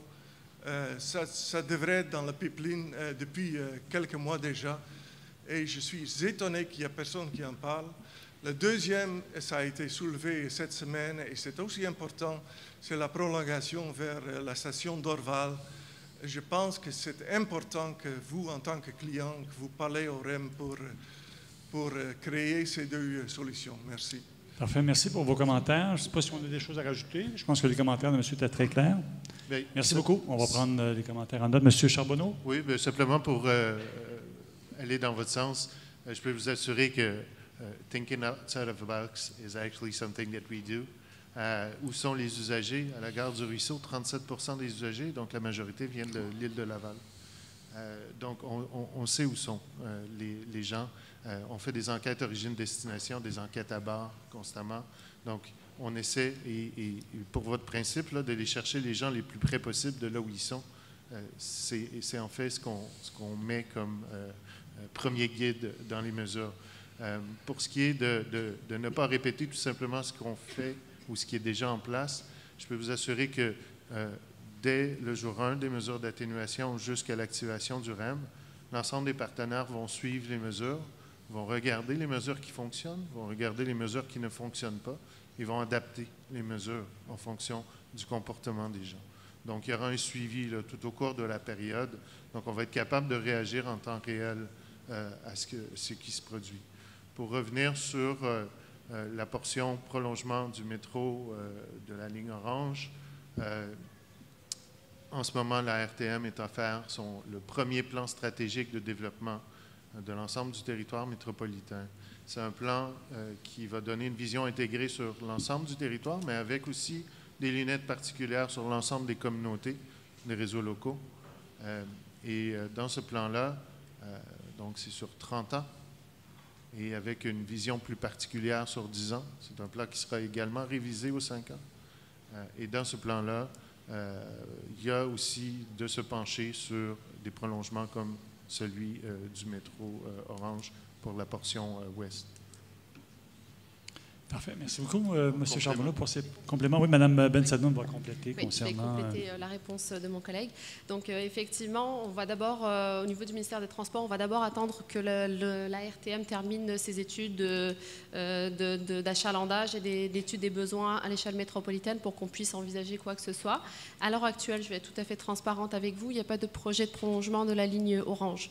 On travaille en ce moment sur le prolongement de la ligne bleue. Par contre, on est au courant qu'il y a des demandes, qu'il y a effectivement certains besoins. On va d'abord se fier aussi à l'expert en transport collectif, qui est l'autorité régionale de transport métropolitain. Pour ce qui est de votre question concernant le secteur de Dorval, donc pour le prolongement, on est effectivement d'accord avec vous que ça serait effectivement très avantageux. Il faudrait créer en fait un nouveau pôle intermodal qui va venir rejoindre l'aéroport, les trains de Via Rail, le CNECP, il y aurait EXO.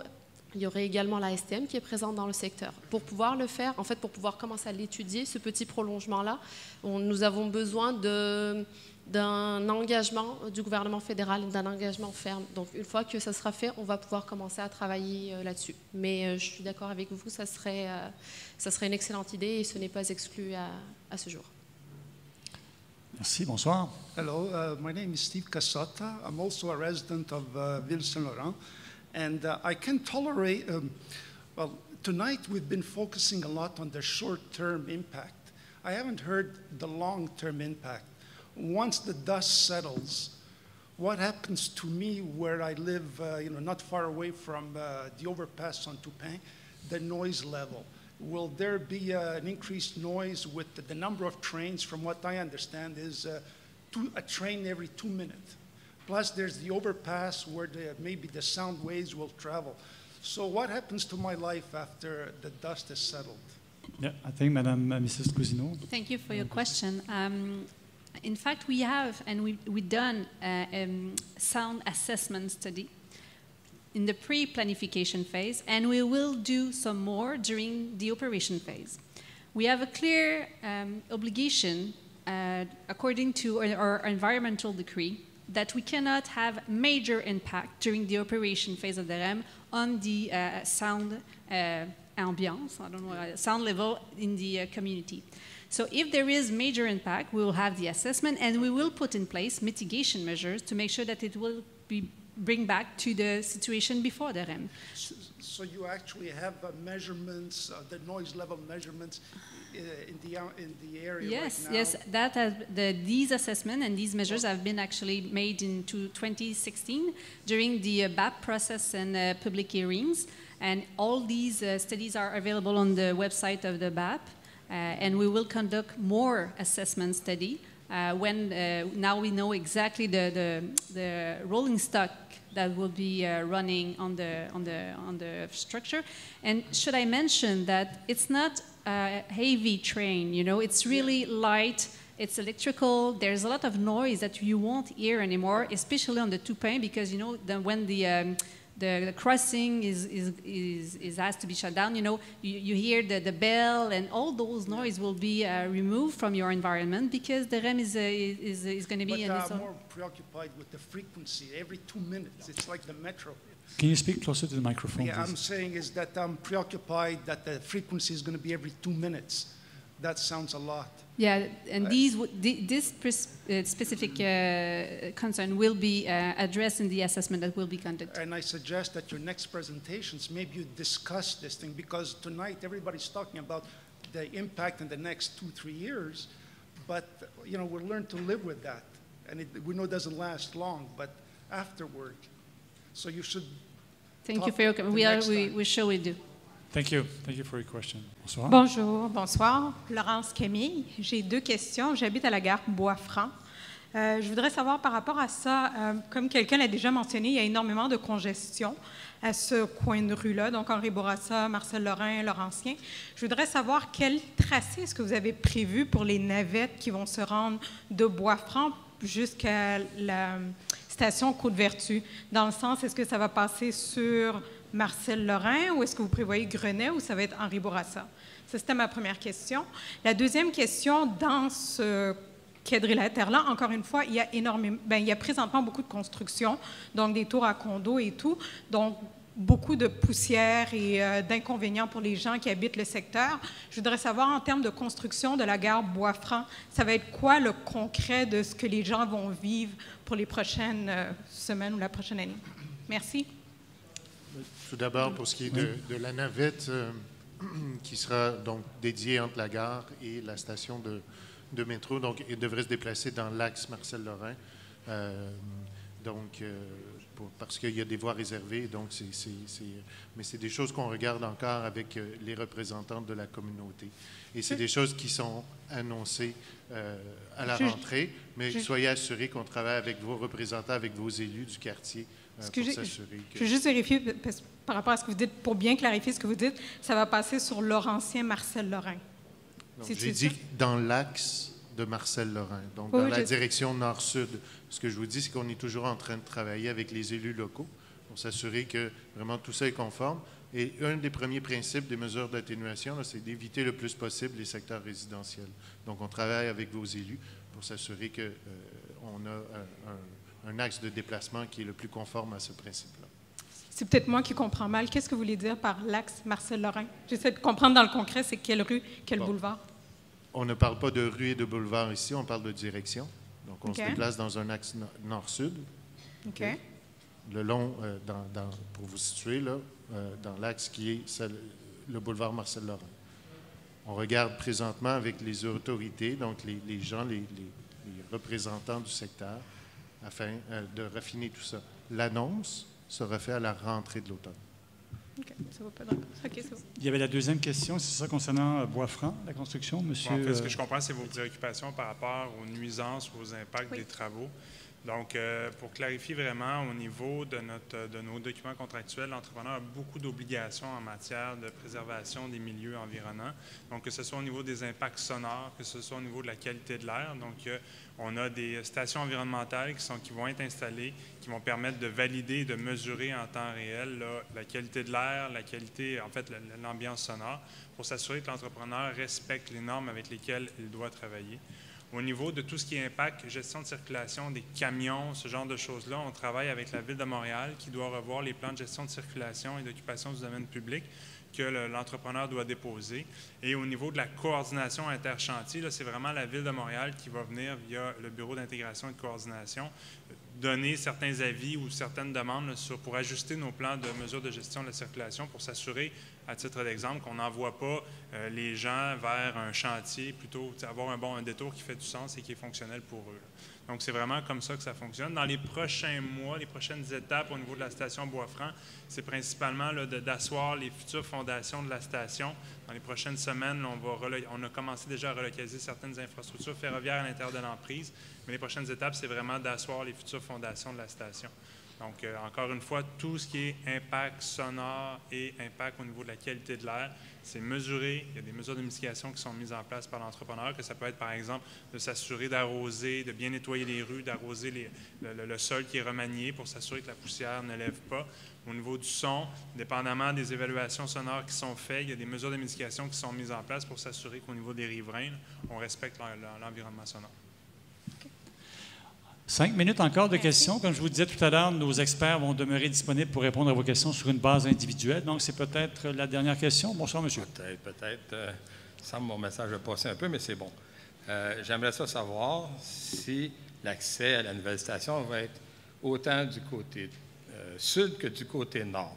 De quelle station vous parlez? Bois-Franc, ici. Du ruisseau, Oui. Bois-Franc. Elle est à notre gauche. Donc, dans un sens, côté sud, les autobus et les personnes pourraient venir et arriver à la nouvelle station de ce côté-là. Mais est-ce que vous avez évalué comment faire du côté nord? Je le mets de ce côté-là pour que ce soit visuel. Parce qu'en ce moment, la personne qui a parlé tantôt, qui avait 150 employés, qui a de la difficulté à stationner dans son entreprise, parce qu'il y a des gens qui viennent de se stationner illégalement, bien, ça serait, est-ce que l'axe des autobus et tout ça va pouvoir venir du côté nord du chemin de l'axe du REM? Pourquoi je dis ça? C'est parce qu'il y a un gros terrain du côté nord, il y a beaucoup de personnes qui débarquent et qui s'en vont vers Keller. Et là, il y a un grand champ, puis il y a une piste cyclable. Mais tout cet axe-là, ici, s'il y avait un flux d'autobus et tout ça, ça ferait en sorte qu'on pourrait retourner par Toupin puis faire un axe plus de fluidité du côté nord. Parce que vu que vous avez dit que le pont ferroviaire par-dessus Marcel-Lorrain n'élargirait pas, bien, s'il y en a un autobus du côté nord qui va aller débarquer des gens, il va faire passer encore dans le goulot, puis aller du côté sud pour aller débarquer des gens.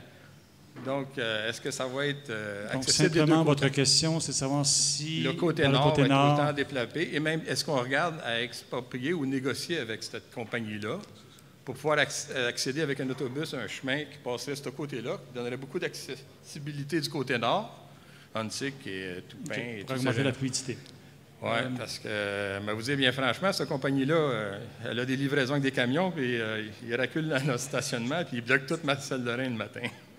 J'en veux pas à personne, là, il y a 150 emplois, mais ça pourrait négocier quelque chose pour que lui... Concernant les accès à la station, je vais laisser peut-être la parole à M. Pelletier. Donc, pour l'instant, il est pas oui, je comprends la préoccupation, mais comme vous le mentionnez tout à l'heure, il y a déjà beaucoup de bâtiments construits. Là. Il y a la question du parc, qui est un terrain d'Hydro-Québec, en grande partie. Dans le cadre du projet, pour l'instant, tout l'accès à la station routier se fait par le sud, mais il est clair que tout ce qui est piéton, vélo demeure par le nord. On a pris la sensibilité et la question là, de la compagnie manufacturière qui est sur Marcel-Lorrain. On l'a pris en note, on a établi un contact avec le manufacturier. On va pouvoir voir qu'est-ce qui est possible au niveau de voir pour ajuster de ce côté-là, mais il n'y a pas d'accès routier par le nord qui est prévu dans le cadre du projet. Pensez-y bien, puis avec Hydro-Québec, pensez-y bien aussi, parce que c'est un grand terrain avec rien, il y a juste une petite piste cyclable, puis ça pourrait aider aussi. Des autobus et des bicycles, je pense que c'est ça, des vélos, c'est ça que vous... Merci pour votre commentaire. Merci beaucoup. C'est comme ça que se termine notre soirée d'information sur la période de questions. Merci beaucoup d'avoir été là. Des petites choses avant de se quitter. Je vous rappelle que vous pouvez vous inscrire sur l'infolette ou recevoir les alertes SMS en vous inscrivant sur notre site web rem.info. La présentation, d'ailleurs, sera disponible sur notre site web à compter des prochains jours. Et si vous n'avez pas pu poser votre question, vous pouvez le faire par courriel à info@rem.info. If you don't have a chance to ask your question, you can ask your question by email at info@rem.info. Merci beaucoup tout le monde. Nos experts demeurent disponibles pour répondre à vos questions tout à l'heure sur une base individuelle. Bonne fin de soirée.